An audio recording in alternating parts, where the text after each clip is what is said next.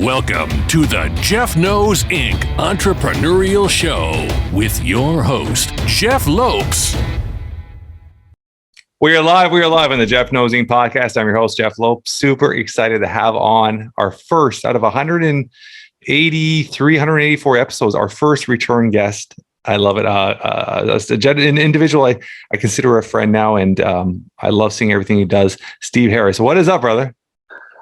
I'm good. Good to see you, brother, as always. I've missed you, man. So since we talked last, a few big things have happened in your life. You got on a plane, You got the family, you packed your bags, and you moved to the U.S., to Texas to be Absolutely. Exact. How was that? Let's talk about that for a bit. Man, it was a big shift. That's what I can say. It was a big shift because, I've lived most of my life, in Nigeria, give or take, studying and other things, but it was a big shift. And, but my family loves it. It was pretty hard to say goodbye to family and friends and, everything you've known, and so to speak, to move to a new place. But, it's been 6 months in today. I mean, today is literally the 6th month that we've been in the US, and it's been good. It's been good. How's your daughter taking it? Is she enjoying it? Is it a cultural shock for her with school and stuff? Like how is she adapted? Well, I think she's adapted great, to be honest. She's having a good time. She's made a lot of friends. She's, getting closer to the honor roll. So she's happy with that because she's very, very into education and learning. So, she's good. She misses her friends from time to time. But, the beautiful thing about technology, she can always call them, FaceTime them. So, yeah, but, she's doing good. She's doing great. How's the we're going to talk about a few things that I want to bring up today, but how's your wife been with the move? So for her, it was a little bit trickier. You know what I mean? Because she's very, very rooted to where we come from, and culturally, a lot of her family is back home in Nigeria. So she didn't take it well initially. It was a bit hard to settle down, but now she's going into the swing of things. She's got her mom is here as well, so that she's happy about that. She has a couple of friends that keep her rooted and grounded. So she's come around. She's happy. What they say: happy wife, happy life, brother. Talking about that, how's business been since the transition? Are you still navigating a majority of your clients back in Nigeria, or you've moved to more of a US based customer? Like what are you doing business wise? So I think right now it's more of an 80-20. Okay. So about 80% of my business still comes from Nigeria, while, we're still launching into the US market, getting ourselves known, collaborating, reaching out, seeing how we can serve, the community. So it's a bit more of 80-20. And I think as we go along, we'll make the numbers climb eventually. My focus really is to, really reach out to the U.S. market or the North American market, as the case may be. So, yeah, baby steps, but we're moving. How have your clients reacted with the move? The ones you had back home? Obviously with technology, you're still able to do what you have to do, but how do they react not having you locally? Like, is there a pushback? Like, what I mean by this, is there a pushback that you're not grounded or rooted back in Nigeria? Now you're living in the US and you're trying to still work towards us as a customer base. Like, how do they reacted to you? Well, to be honest, I don't think there's much of a problem. Good.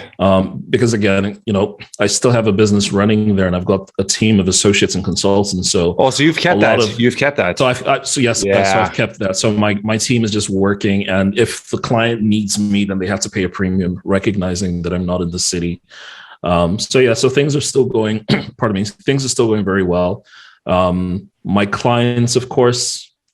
I think for the longest time with my consulting business, maybe at least 4 years, I'd kind of dissociated myself from the every day-to-day running of the business. But beyond that, it takes a lot to get me to be physically present with my clients. You know what I mean? It means if they need high-level strategy, then that's when they're going to call me. But if it's the regular mundane consulting interventions, they've got my team. So we didn't skip a beat. So I think that's a good thing. Is there a handful of clients you still work with one-on-one or anything, or no? Are you pushed away from that? There is, huh? No. Yeah, there is. There still is. Yeah, there still is. particularly now that I'm in the States. So yeah, there are quite a number of people I'm working with here as well. So when you're targeting, what's your demographic? Are you still targeting more the Nigerian community, or are you opening up to everybody now? Like, where's your mindset with the business? No, it's a lot open. It's a lot open. I mean, the world is a big place. So I love it. Yeah, it's great. The world is a big place. So to be honest, I'm really not focused on the Nigerian market per se. Okay. I'm grateful that a lot of my work still comes from there because, you know, we built a brand, we built some history. So there's a lot of referrals and business that still comes. But you can't drive forward looking backward. You know, you can't drive forward looking in your rear view. So I hate to say it this way, but you know, Nigeria is in my rear view. So we are moving forward and just trying to see how we can make a bigger difference in the world. So yeah, I love that. So give me your understanding, like how what's your daily routine now that you're in the US? Or you said today, health wise, you're obviously trying to take care of yourself, and this is something we actually talked about. It's been a year almost, more than a year. More than about a year, and we had this conversation. Yeah. So where's your priorities with that right now? No, to be honest, I think I'm doing pretty good. You know, I kind of work out like 4 days a week. Okay. So then my wife and I go on long walks, so she's really happy about that. So we've been doing great with that. Today was a little bit different because the doctors noticed that my blood pressure was slightly elevated, and I also think it comes with the stress of moving to a new country. You know what I mean? Yeah. So. There are a lot of things that I perhaps would not have to worry about. Like, I mean, give an example. I mean, back home in Nigeria, I had a driver, you know, now I have to drive everywhere and I hate driving. Yeah. So, and Texas is so, you know, Dallas particularly is so large and you have to drive from point A to point B. I'm certain that's probably how it is in Canada. So something like that elevates my stress, you know, so getting on the road and driving just elevates me a little bit. But yeah, health-wise, we've been doing pretty good, you know, vegetables, fruits, you know, the whole 9 yards. I'm trying to look lean and limber like you, Jeff. I'm trying. It's really hard, but it's really hard. Add some extra stress to your life, and it gets there pretty easily. I know. So you can see the last time we spoke, I wasn't this all gray and grizzled. So I wear a hat for a reason. I'm all gray and grizzled too, and I just shaved this morning on purpose to keep the baby face going for you. It works. I'm sure my wife doesn't want me to keep the baby face. She's got a thing with men with beards, so I'm stuck with this. How do you find Texas? I mean, and I'm going to talk about a couple of topics. It's something that obviously just happened about a week ago with the school and stuff like that, because I'd like to hear your output on that. But how do you find Texas overall living wise? Because obviously it's great for taxes, great. There's a lot of benefits there. Yeah. How do you find it? And is this something where you plan to stay rooted there, or is there anywhere else you're looking? Are you comfortable there? I think we're really comfortable here, to be honest. Because you have your sister there, right? Yes, my sister's in Dallas. You've got great memory, bro. Yeah. So my sister's here as well. Normally, whenever I travel, we either stay in New Jersey, New York. But I like Texas. Texas is pretty. The weather's great. Yeah. The weather's great. The people are really cool. They're really friendly and nice. So yeah. I mean, I like it. It's great. The environment's pretty cool. We've settled pretty well. So yeah, I think we might put down roots here. Who knows what'll happen? But you know, I like Texas. Let's talk about that, because obviously you have a daughter going to school and stuff like that. When did you hear about the shooting, and how was your reaction to it? Dude, that is the craziest thing about this country, man. I am sorry to anyone who is. No, I think conversations like this have to be had, right?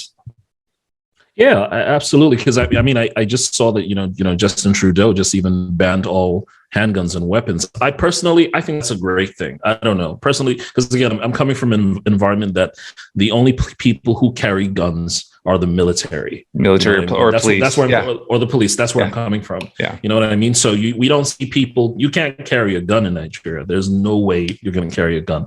Yeah. You know, so moving here and then seeing the ease to access to weapons for me was very jolting. And I'm not going to lie, the moment we heard that you know, the school, you know, massacre happened, we were terrified. I mean, of course we pray and we trust God that, you know, our families are protected. And it's really sad. No child. I mean, I read a stat on Twitter. I don't know how accurate it is, to be honest, but I read a stat that there have been more kids have died from gunfire in the United States this year than police or military personnel. I think that's crazy. Yeah.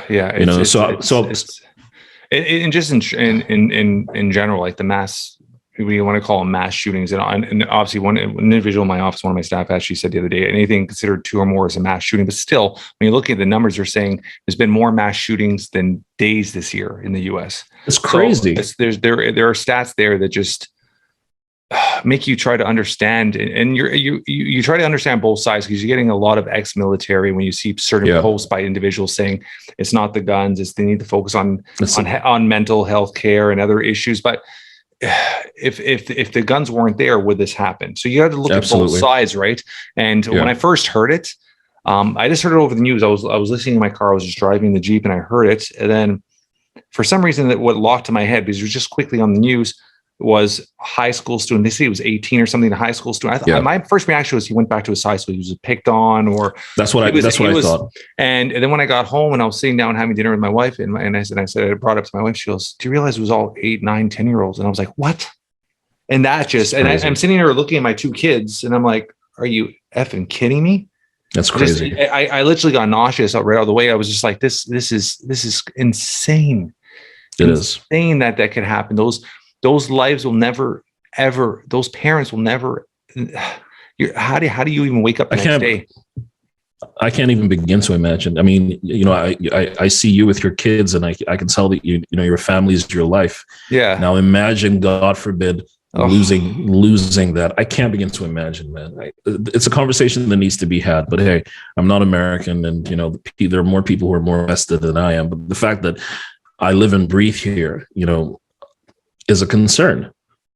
It's a concern that someone can just claim. I mean, of course, there are mental health issues, and these things are to be discussed. But like you said, if the guns weren't there, he would not go in there, popping and shooting. It's crazy. Do you see anything in the way of in the works that is correcting it, or any suggestions to correct what is happening? And an individual did a post the other day, and I listened to it and I read it, and it somewhat made sense, but part of me feels like the American government will never do it. It was an individual said something where, and I'm just air quoting here, so it's not too exact, but it was something in regards to that if you took one ex-military, a retired military, and put him in every single school as quote unquote security, and paid them a minimal of say 70,000, it would have been a total of, I don't know what it said, $9 billion. But the U.S. says they don't have the funds for it, but they just sent $40 billion to the Ukraine. Ukraine. Yeah. So something like that, would that solve the issue? Would that help the issue? Having 1 or 2 trained teachers that are armed in the school, would that help this situation? Would that? It's just so many factors, right? I don't know, bro, but because I heard this conversation that the only way to stop a bad guy with a gun is to get a good guy with a gun, which is perhaps what you're saying. Yeah. But what happens if, God forbid, the good guy has some mental health issue and then just decides to just go gangbusters? I don't think the issue is whether it's a good guy or a bad guy. I think it's the fact that the weapons are so accessible. Available. Yeah. I don't see any reason why, there should be military style assault weapons available for sale. I don't think so. We're not fighting a war. You know what I mean? You want to get a handgun. Okay. Yeah. But a military grade weapon has no business. There are no background checks. There are none of those things. I get that Americans talk about the right to bear arms and stuff, but we're not in a war. You know what I mean? And the right to bear arms should be for militia. And I don't think the average American is a militia person. So I don't know. Maybe this is a conversation that's above my pay grade. I don't know. But to be honest, as a father, as a parent, but these are conversations that people need to have. And the more people have, the more people listen to it, it brings awareness. It brings attention to it, whether people are going to agree or disagree, because you're always going to have people that are going to be on your side or against you. That is every single factor, every single idea you have. There's going to be 2 sides of the fence, right? So, but it's a topic that we have to talk about. And And don't get me wrong, there are mass shootings in other countries, but it's just the numbers, the bare numbers are just insane. And we actually had one day, maybe 2 days later, a copycat here. An individual took but it was an air pistol, so it wasn't a real gun. It was like one of those air guns, and the police actually shot and killed him here. And it was he showed up at a school with and he had done some posts on social media or something like that, if I'm not mistaken, that it was a copycat, right? But it's so scary, man. Just when you hear that your kids go to school and you get that call, your heart stops, right? It is. It's no parent should ever have to get that call. No parent should ever wonder maybe that this, God forbid, is the last time they'll see their kids. I think I think we need to make it as hard as possible for people to get guns. You know what I mean? That's what I believe. I believe that insane, background checks. I mean, I read something on Twitter. I don't know if it's accurate, but they said to get a gun in Japan, you would have to go to the police, right? They would screen you. They would do work history, background history. They would ask your family. They make it so hard for you to get it that if you do get it, you're gonna. I don't know what it is. But it's very difficult in Canada as well. If I'm correct, if you have an ex-wife or an ex-partner, they're also interviewed, even though they're out of your life, to see your history, physical history and stuff like that. They're interviewed as well through the process. So it's not an easy process to get a gun here in Canada as well, right? So there's a lot of steps and hoops you got to kind of go through to get your gun license here in Canada as well. So it's interesting. I mean, I wouldn't say your gun license, but to actually physically carry a firearm or to be able to transport a firearm. Yeah. Man, either way, people shouldn't have access to guns. That's what I think. Yeah, I know. I'm on your side with that stuff because I'm not a gun guy in to start with. So let's just change topic now. There's something we saw the other day and I threw a comment. What is up with Steve with the dating game now? You're trying to hook up people too. I'm doing my best, bro. You know that was going to come up in today, huh? I know. So what's up with that? Well, to be honest, again, I come from a culture where a lot of good women are single. You know what I mean? And they're unfortunately they're scared they're aging out. Okay. And I wrote a book. Maybe excuse me. I wrote a book maybe about 5 years ago. I called it From Friend to Fiance, how to get him to want you without letting him know you want him to want you. And it was a pretty big hit back home in Nigeria. We sold over 5,000, 6,000 copies. And a lot of women were really blessed by that. And I started getting a lot of women say to me, Uncle Steve, you got to do something. We're the good guys. All the good guys are gone. You know what I mean? I'm like, no, they're not gone. They're like, yeah, they are. They're gone. They're married. And all the single guys just aren't ready to get settled.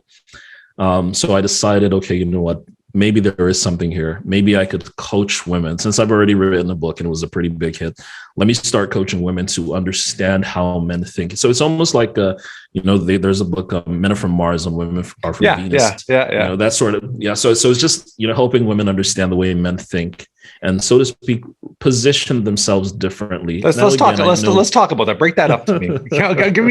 Give me. I'm your female client. Give me a position. How would I position myself? So we've got to think about different contexts. So now this is a more Western context from where I come from. Okay. So the cultural nuances might be a little bit different. Yeah, that's fine. Yeah. So give you an example. So back home in Nigeria, there's a narrative. Women say, "I'm not going to settle. I'm not going to settle. I'm not going to settle."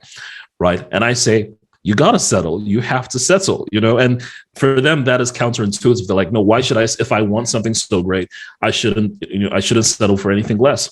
And I say to them that, the difference between men and women, how they think. For example, a woman feels like, let me put it this way. A woman feels like she doesn't have to settle for less. So subconsciously, she suggests that she is more. So because I am more, I will not settle for less. Now, when guys don't think that in marrying you, they're settling for less. A man does not have, this is better, this is worse, this is better. He's not making a decision based on, the fact that, I want you means that I'm settling for you. Men don't generally think that way. So which way, how do men think? So in my opinion, African men, basically, African men we don't have a Richter scale.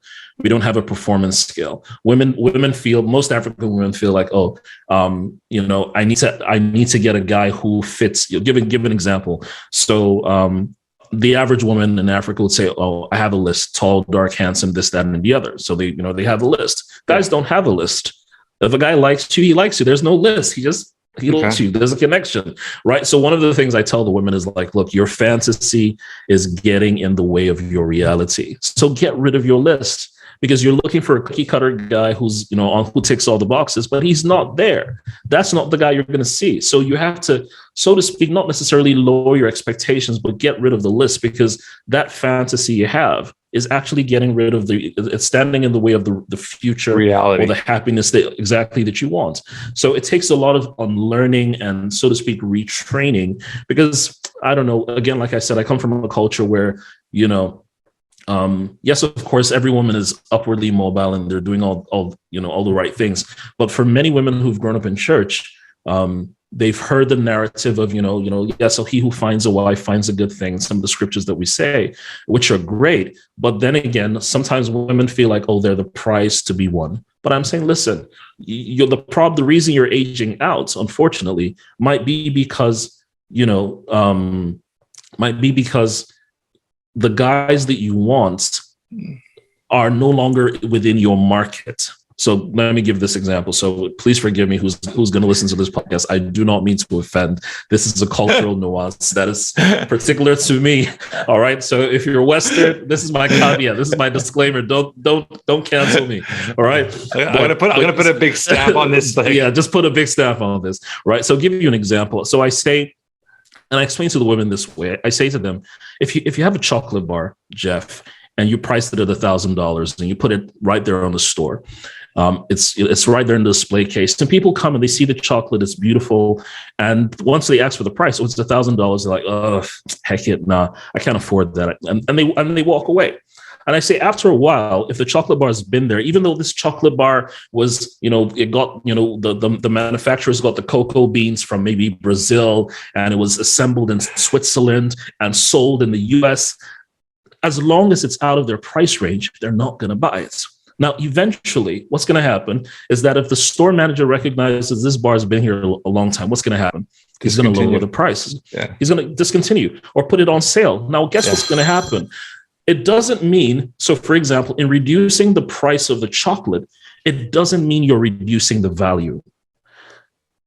I'll put it this way. So the chocolate bar does not lose value because the price was reduced. If the price is reduced, it's now making it more accessible to a market that can afford it. So unfortunately, what happens with most women, most African women, is they put a price on themselves and say, this is the price, and if you can't afford me, go. Now, unfortunately, it's a buyer's market, not a seller's market. So unfortunately, in Africa, there are more men than women, right? So it's a buyer's market. So he's going to feel like, well, if I don't buy you, and please forgive the term, if I don't purchase this chocolate bar, I can go right next door. I'm not losing anything. So at the end of the day, don't just put a price on you and say, this is my fixed price and I'm not negotiating. You don't lose your value by reducing your price. Reducing your price just makes you more accessible to a market that still desires you, but couldn't afford you. So it's a totally different conversation. But the beautiful thing about it is a lot of the women, when they come in the program, what about the expiry date there? Well, I don't go there, bro. I do not go there. I don't go there. Because these are the things that, have been sold to women again, to say that, of course, there's an expiry date and this, that, and the other. But it is. I mean, when it comes to relationships, the first thing, whether people are going to admit it or not, a long-term relationship, you might start bypassing that when you get to know somebody. But right. Initial is attraction. Let's be honest. Yeah. Okay. There has to be some physical attraction there. And then from there, you get to obviously know the person, and you're trying to essentially find, for a partner, you're trying to find your best friend. I mean, there is going to be a time when looks are not going to matter. True. And if you don't have, I remember it was, I don't remember who said this. It was literally, I think it was like Tom Cruise or something. I was listening to an interview once, and he says, when you get married, you always have to have that mindset that, knock on wood, there's an accident and your partner's disfigured. Absolutely. Are you going to not love them as much anymore? You have to, you fall in love with the person inside, you fall in love with their character, that friendship, that absolutely that union, and looks deteriorate, things happen, right? So, but be realistically, I mean, where you're first starting to date, attraction has to come. And then, like I said, when you set your standards at a certain level, you might not be looking at all these other layers, which are going to be the heart of everything that's going to count for the long term, right? So, yeah, absolutely, I get you. Because here's the thing, Jeff. A lot of the women that I speak with are a lot older, so then they're late 30s, early 40s, and then I always ask them the question: do you think you probably did not just even the children thing, but do you think you've missed out on certain opportunities because of your list or because you were too choosy? And they're always like, absolutely. And one of the things that I always reiterate to them is, love is a gift, but it doesn't always come in the package you want. Yeah. Right. Love is a gift, but it just doesn't always come in the package you want. So what many women are doing, unfortunately, is they are throwing away the gift because it didn't come in the right gift box.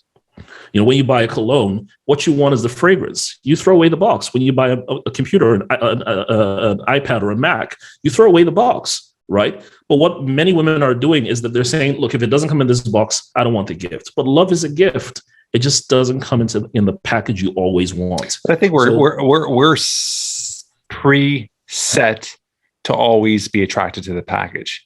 When you go to a grocery store and you see 30 olive oil bottles on the shelf, all different brands, the one that catches your eye is the one you're going to push to first, right? So there's two sides to it, right? There's two sides to it, but I get you, and you have to understand too. I mean, there's exactly what you're saying. There is a time when, as a female, if you do want to reproduce and have children and stuff like that, you have to look at all these factors, right? But true. Who would figure Steve, the love connector? Did you register a separate business for this?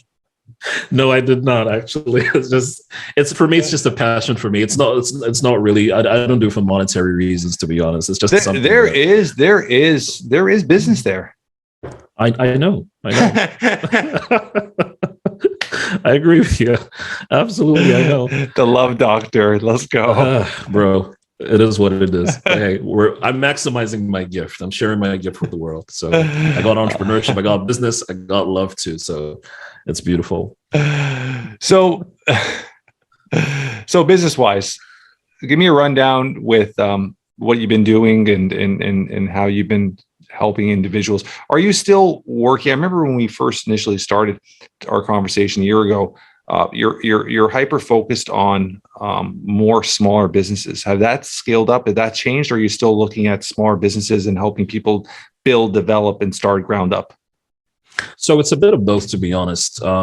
Yes, of course, I do help smaller businesses, but right now I'm in that phase where I'm helping people scale. Okay, you know what I mean. So there's actually a program that I have called the Goliath program, right? And basically, what the idea of that is.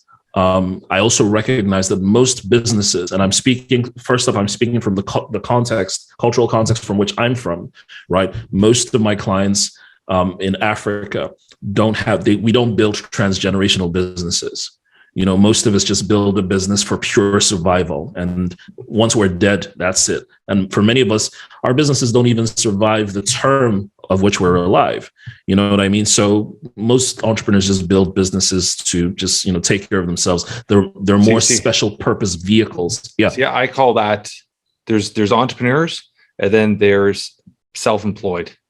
To me, that's self-employed. When you're self-employed, when you're trading your time for money, you're self-employed. There's no difference. Absolutely. The only difference of somebody else paying you, you're just paying yourself. So you're just living as your means. And a lot of times when that need, that want from your customers isn't there, that's when the business falls apart. There's no Absolutely. sustainability. There's no passive income. So once you start learning how to do passive income, you start building it, you start bringing in employees. That's when you become quote unquote an entrepreneur, right? Absolutely. Absolutely. So taking people from that level, then also with some of my clients here as well, they're in the place where they want to be able to scale and then diversify. So there's a lot of conversations going on, really quite exciting stuff. But that's the journey I'm on right now.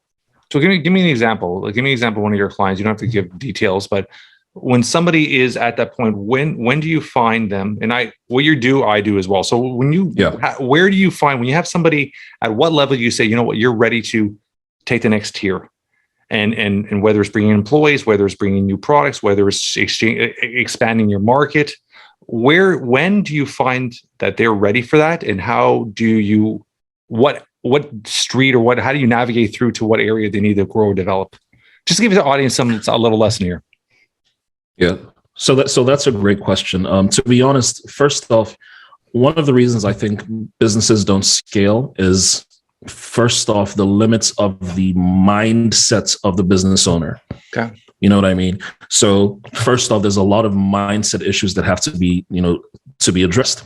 Now, when a business, in my opinion, is ready to scale, usually it happens where a lot of their numbers are predictable. You know what I mean? So it's not like they're on autopilot. They're coasting. So they're bringing in certain amounts of numbers, so to speak, without breaking a sweat, right? And that's where, for many entrepreneurs, complacency comes in. That's when they plateau. Comfort comes in. Exactly. So when that happens, when you've seen that, over the last, 9 months, 12 months, you've been bringing, perhaps even 18 months, you've been bringing about the same amount of revenue without any hitches or glitches. That usually is a sign that, listen, we need to be able to go harder. We need to be able to go bigger, because now you are in the place of comfort or complacency. Now we need to be able to invest in systems or processes. Yes, people, of course, but systems and processes to replicate what you're doing easy here in a new environment. So yeah, that's one of the ways we look at. So when you're looking at systems and processes, I love processes. What are you looking at systems and processes? Give me an example of how they would scale it to another level. I'll give you an example. I'm a product source business. We have 3 or 4 products we're selling. We have our steady income. We're making our 25, 30,000 a month. We're doing well enough to feel comfortable. We're paying ourselves a salary. How would I scale myself to the next level? So first off, the question is, what is the next level for you? I would say a lot of people would be financially, right? Yeah. So for most people, exactly, that's financially. One of the things that I realize is many entrepreneurs build businesses, like I said, as a special purpose vehicle. So yeah, we're paying our bills. There's no sense of imagination. There's no sense of scale. And I think a lot of us are accidental entrepreneurs. We probably started out with an idea or a passion, and all of a sudden we hit the ground and we got some success, and then we built it into a business that has become our 9 to 5, or in some cases a 24/7. Yeah. Now, many businesses, for example, they don't start off with the idea, for example, of maybe like I'm hoping to franchise this business model across 25 locations over the next 3 years. Yeah. Most people aren't thinking that way. Most people are just content with their mom and pop shop, and it's doing well. We don't have to worry about anything. This business is still going to be around for another 20, 25 years. I'll hand it over to my kids, right? So for us, when we're looking at entrepreneurs that we challenge them to scale, of course, we've looked at their processes. We've looked at their growth. We've looked at their processes. We've looked at their revenue. We looked at their profits. We've looked at the human capital. Another thing we need to be able to ask ourselves is, okay, so how do we take this model and replicate success somewhere else? Because unfortunately, and as I'm sure you know, Jeff, that many entrepreneurs are not looking at being systemic.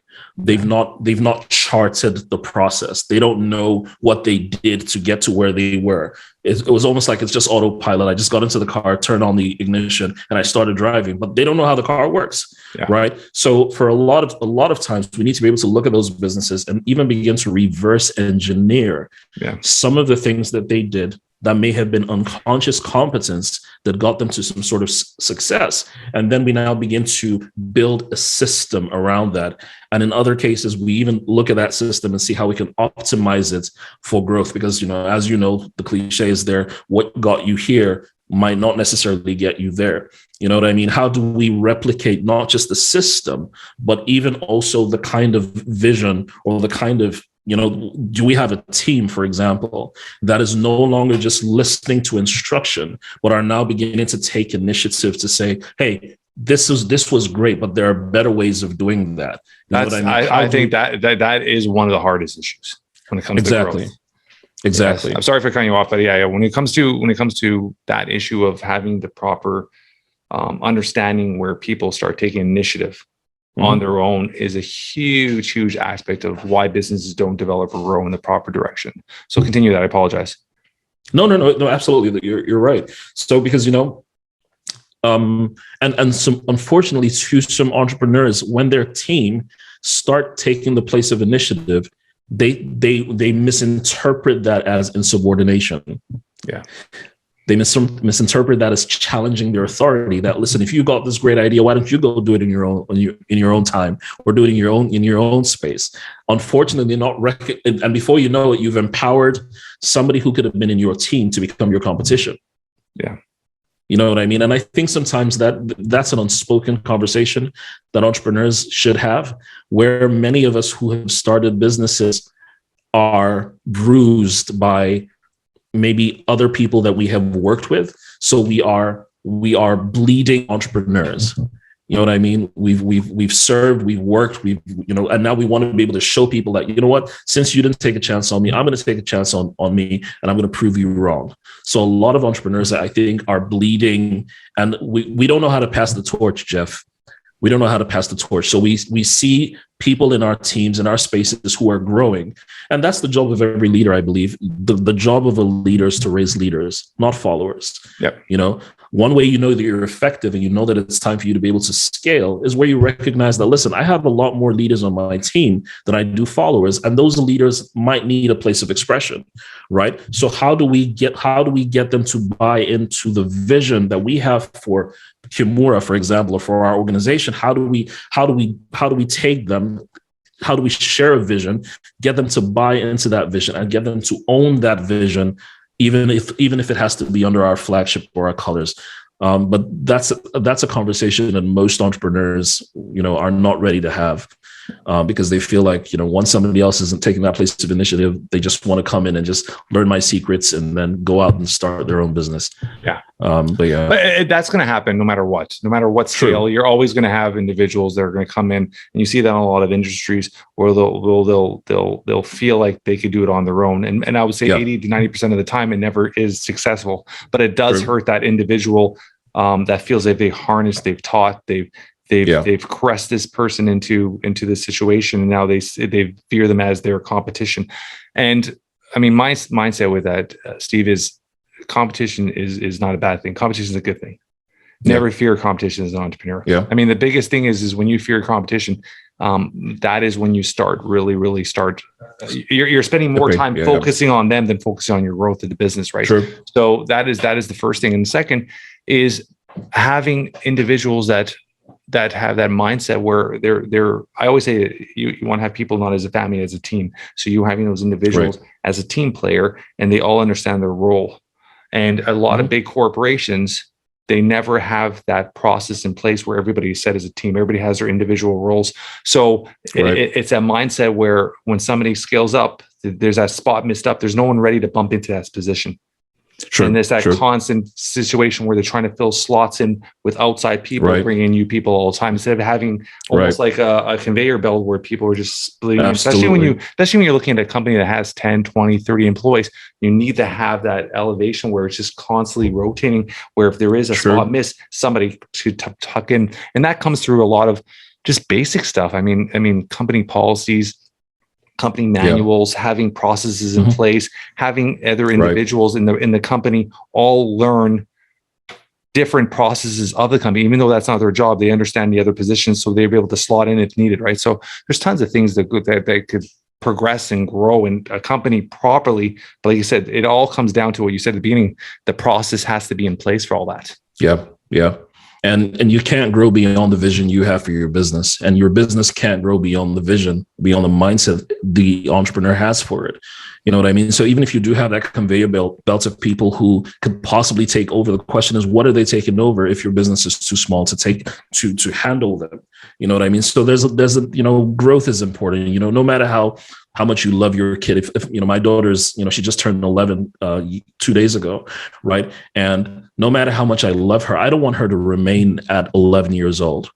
You know what I mean? I'd be very concerned if at the age of 30, she still had the mentality, the size, the growth of an 11-year-old, for an example, right? So growth is inevitable, right? But then you must have that scale in your mind to be able to say, okay, you know what? Yes, we're grateful for what we've done, but there's still so much further we can go. Unless you're really comfortable with, for example, being a mom and pop, and there's nothing wrong with that. If that's what it is you want, that's what it is you want.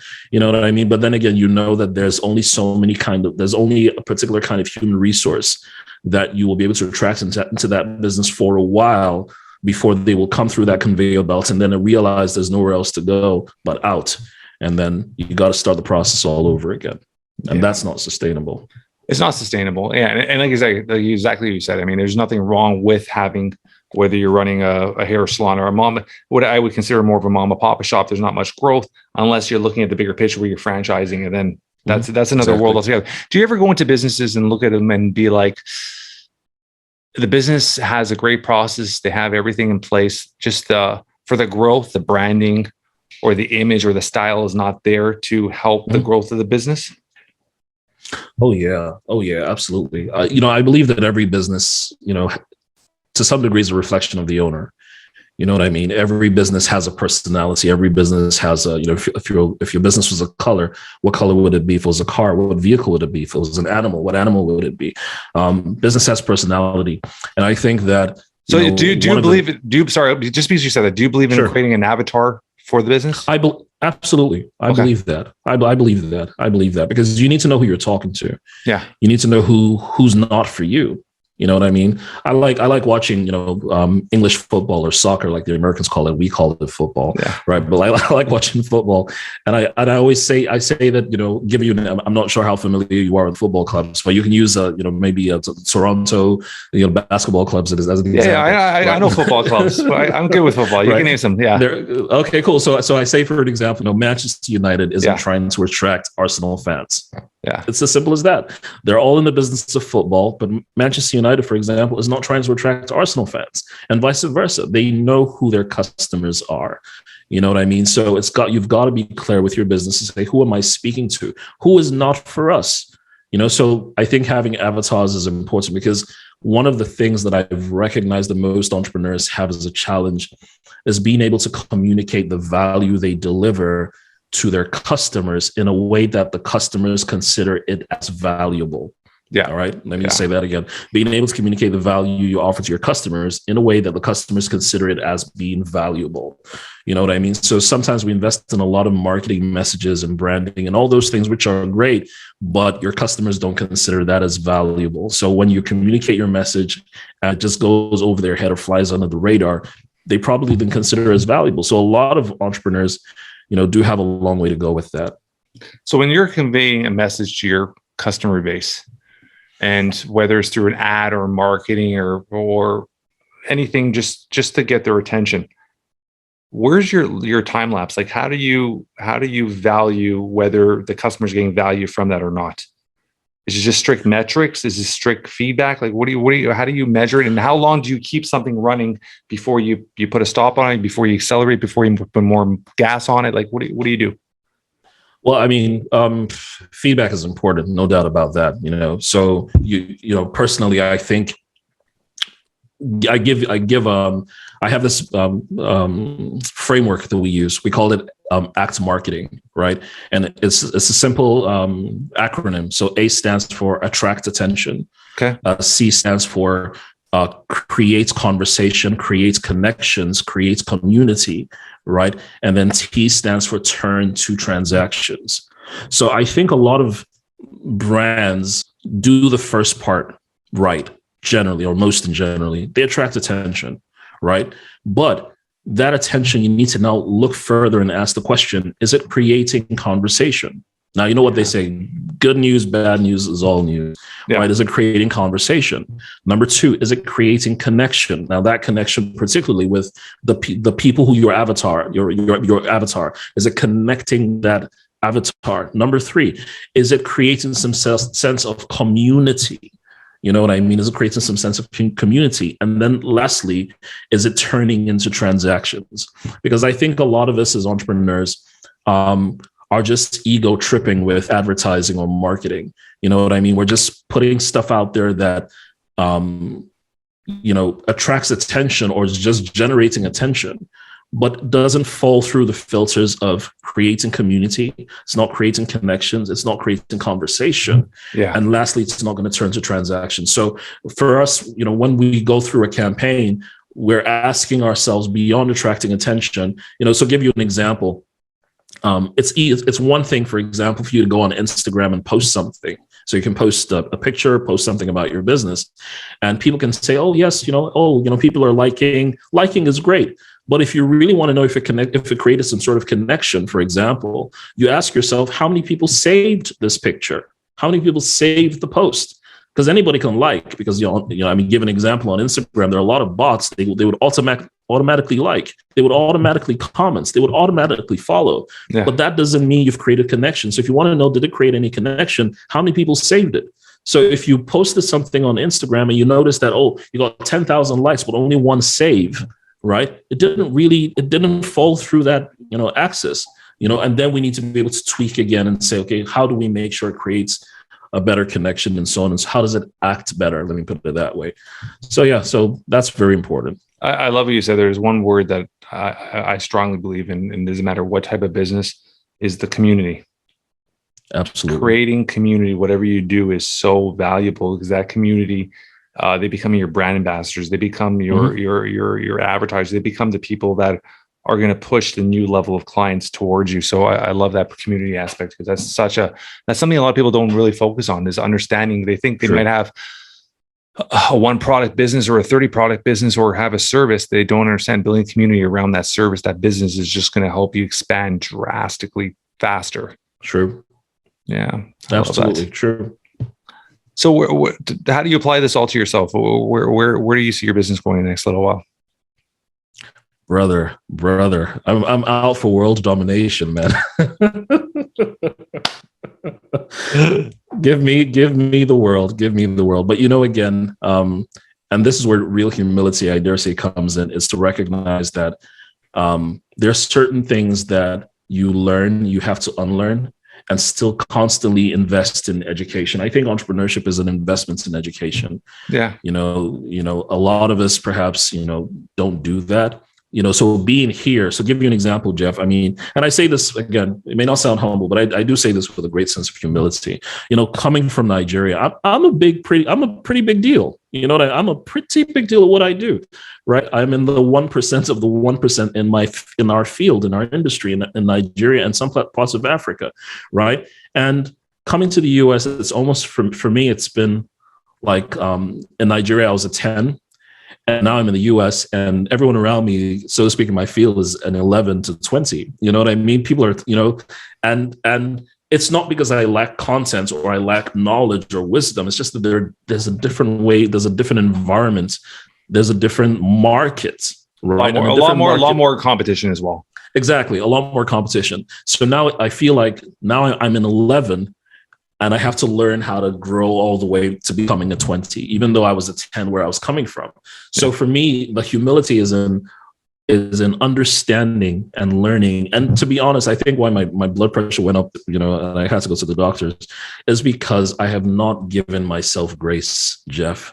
I'm incredibly hard on myself. I'm hard on my clients because I'm hard on myself. You know what I mean? So I have been not complaining, to be honest. I've just been so hard on myself about how different the market is and how different the marketing is, that I've not been able to sit back and say, listen, come on, dude, you do know you've only been here for about 6 months, right? You do know that right now you are in a learning phase. And while I am learning all over again and connecting and creating connections and community and going through the motions and seeming, and so to speak, putting my head low so I can observe and shutting my mouth so I can listen, you know what I mean? It takes a great deal of humility to do that. So I'm learning to I have to learn to give myself grace, to say, come on, man, look, hey. And I think business owners need to do the same, because we are so tough on ourselves, because this is our life's work. This is our life's work. So for me, I'm just in that place now, particularly because I just came back from the hospital, where I have a wake-up call to just say, come on, man, you got to just, while you do want to take over the world, you got to be alive and healthy to do it.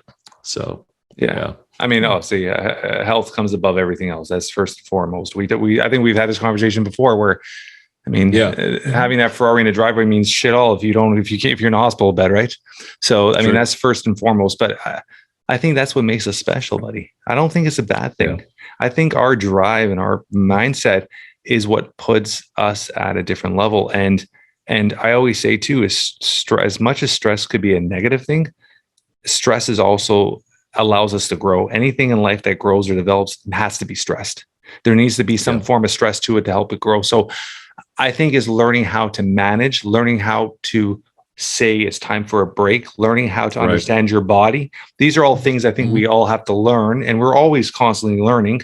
But the minute you can learn how, okay, it's time to take a break, or it's time to take a step back, or time to, you know what, there's only one of me. I'm just going to focus on this task right now, finish it off. I don't have to worry about 30 things. When I'm done this one, I'll take on the next one. Understanding how to prioritize stuff, how to really look at your checklist and understanding what has to be done, what's priority.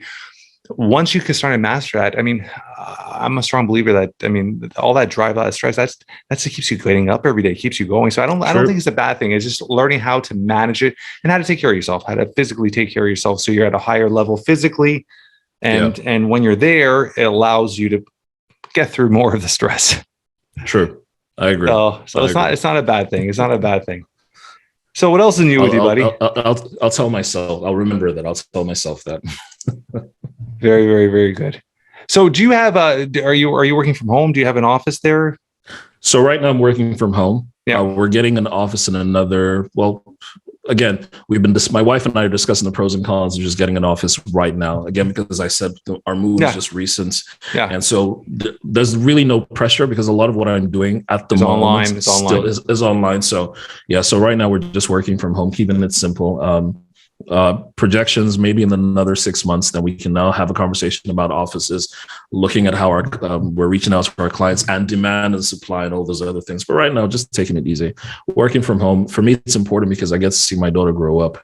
And for me, what is really important is I don't want to be that dad who was too busy working that I missed out on her childhood, So getting to see her grow up is important. Being able to be home to just chill and ask her about her day, and her to confide in me and talk to me. Those things are very, very important for me. So it may not. Time flies, buddy. Time does fly. My daughter just turned 16. My daughter just turned 16. Whoa! Congratulations, brother. My daughter just turned 16. She's an incredible young lady. I mean, honor roll. Yes.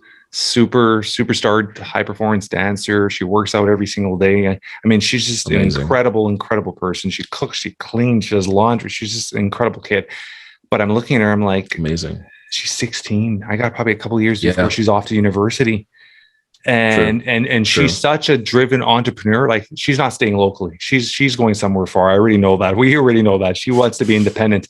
And I'm looking at my wife like I can still remember her like holding her in my arms when she came home, and she had this this long ponytail in the back of her neck. She literally had, I swear to God, Steve, a ponytail like this long, like half a foot on the back of her neck when she came out. She came onto this world, and was just like, we still have these pictures. And I'm like, I can still remember holding her, and she was the most colicky baby for the first 3 months. She cried every single night. Me and my wife would have shit to hold her.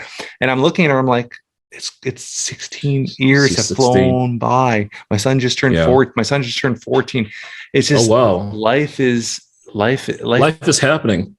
It happens, and it's not stopping, and it's true. And I'm not sure if you're aware or not, but a little over a year ago, my father just passed away. So after we talked, my father, I remember. And you're looking at yourself now, and now you start putting yourself in the place of your parent.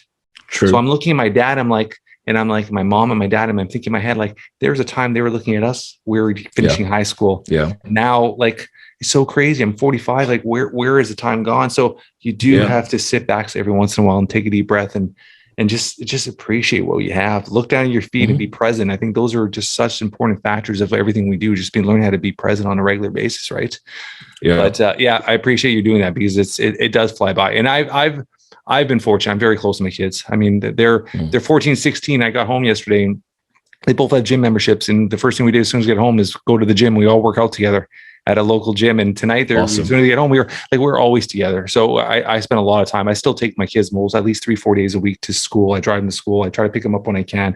So I have an incredible relationship with my kids, and I've had a crazy, incredible relationship with my kids, and I've been very present. So I'm grateful that I've had that. But like I said, it flies by. So appreciate that time, man. It flies by so quickly. Any more children for you, or? We're working on it, Jeff. We're working on it. Okay. I'll let you know as soon as I know. I love it.